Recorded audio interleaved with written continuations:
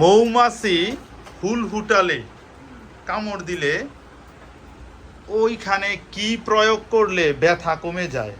কি দিলে ঘরোয়াভাবে? এটা আমরা দেই অনেক সময়। এটা সায়েন্টিফিক ব্যাখ্যা আছে। তখন অম্ল এবং ক্ষারের বিক্রিয়ায় প্রশমন বিক্রিয়া হয়ে ব্যথা কমে যায়। তোমরা তো আর ওইটা একটু বড় হলে শিখবা, কিন্তু কি ঘরোয়াভাবে ওই জিনিসটা দিলে ওইটা ক্ষারীয়। হ্যাঁ, আমাদের ইলেকট্রন, প্রোটন, নিউটন টিম আগে বলবে।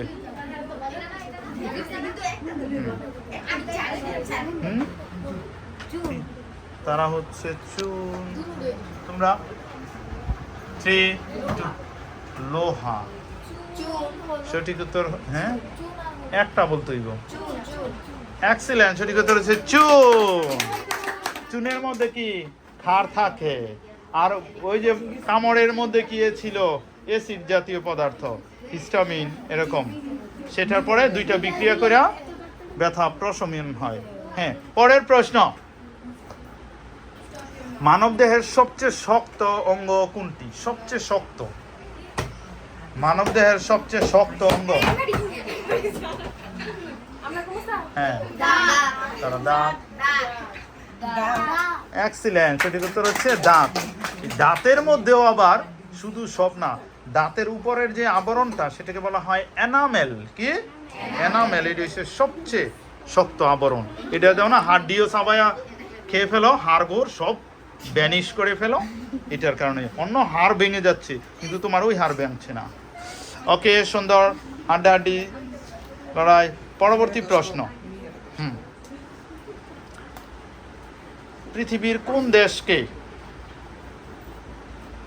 শ্বেতহস্তির দেশ বলা হয়? সাদা হাতির দেশ। কোন দেশকে শ্বেতহস্তির দেশ বলা হয়?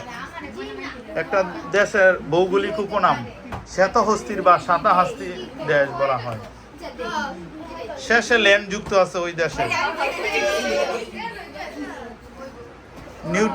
নিউটন টিম 3, 2, তারা হচ্ছে সুইজারল্যান্ড, তারা হচ্ছে থাইল্যান্ড। এক্সিলেন্ট, সঠিক উত্তর হচ্ছে থাইল্যান্ড। থাইল্যান্ডকে শ্বেতহস্তির দেশ বলা হয়। চলে যাচ্ছি নেক্সট কোশ্চেনে। কোষ, মানবদেহের কোষ, জীবদেহের গঠন ও কাজের এককে কোষ বলে। বলতে হইব কোষের আবিষ্কারক কে?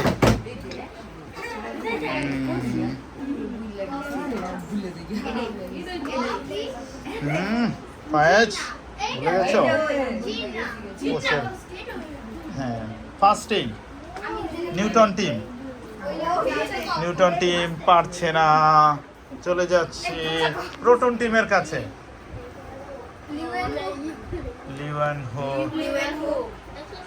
লিওয়ার্ড-হুক।